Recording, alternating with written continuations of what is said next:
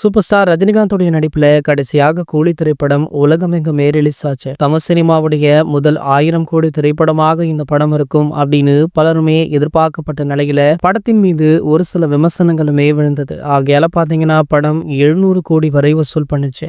வசூல் ரீதியாக இந்த திரைப்படம் மிகப்பெரிய லாபத்தை தந்துள்ளதாக சொல்லப்படுது. இதனடுத்து பாத்தீங்கன்னா சூப்பர் ஸ்டார் ரஜினிகாந்த் அவர்கள் உடனேயே அவருடைய அடுத்த திரைப்படமான ஜெயிலர் 2 படத்துடைய பணிகளை ஆரம்பிச்சிட்டார். கிட்டத்தட்ட இந்த படத்துடைய 80% படப்பிடிப்புமே முடிஞ்சிருச்சாம். படத்துடைய ரிலீஸ் அடுத்த ஆண்டு சம்மர்ல இருக்கும் அப்படின்னு ஒரு டாக் போய்கொண்டு இருக்கு. இதற்கிடையில தற்போது சிறிது காலம் ஓய்வெடுக்க சூப்பர் ஸ்டார் ரஜினிகாந்த் அவர்கள் முடிவு பண்ணிருக்கார். அதன்படி பாத்தீங்கன்னா சமீபத்துல கூட இமயமலை சென்றிருந்தாரு.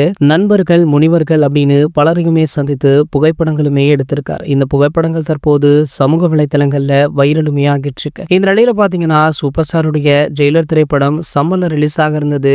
இந்த திரைப்படத்தை சோலோ ரிலீஸுக்கு பிளான் பண்ணியிருந்தாங்க சன் பிக்சர்ஸ். இந்த நிலையில பாத்தீங்கன்னா தற்போது ஒரு தகவல் வெளியாகி பலருக்குமே அதிர்ச்சியை கொடுத்திருக்கு. அந்த தேதியிலேயே கோலிவுட்டுடைய மற்றொரு மிகப்பெரிய ஸ்டாருடைய படமுமே ரிலீஸ் ஆக இருக்கு. அவர் வேற யாருமே இல்ல, நம்ம தளபதி விஜய் அவர்கள் தான். சமீபத்துல கரூர் சம்பவத்தால ஜனநாயகன் திரைப்படத்துடைய ரிலீஸ் செய்தி தள்ளி போகுதா. முன்பு பாத்தீங்கன்னா இந்த திரைப்படம் பொங்கல் தினத்தை முன்னிட்டு வெளியாகுது அப்படின்னு சொன்னாங்க. தற்போது ரிலீஸ் செய்தி மாற்றப்பட்டுள்ளதால கண்டிப்பாக இந்த திரைப்படம் ஜெயிலர் 2 திரைப்படத்திற்கு போட்டியாகத்தான் வெளியாகும் அப்படின்ற மாதிரி படக்குழு தரப்புல இருந்து தகவலுமே வெளியாச்சு. சூப்பர் ஸ்டார் தரப்புமே ஜெயிலர் 2 திரைப்படத்துடைய ரிலீஸ் தேதியை மாத்துறதாக இல்ல, ஒரு கை பார்த்துக்கலாம்டா அப்படின்னு 2 நடிகர்களுமே ஒரே தேதியில படங்களை ரிலீஸ் பண்றாங்க. இது போன்ற செய்திகளை பற்றி நீங்க உடனே தெரிஞ்சுக்க நம்மளுடைய சேனலை மறக்காம சப்ஸ்கிரைப் பண்ணிக்கோங்க.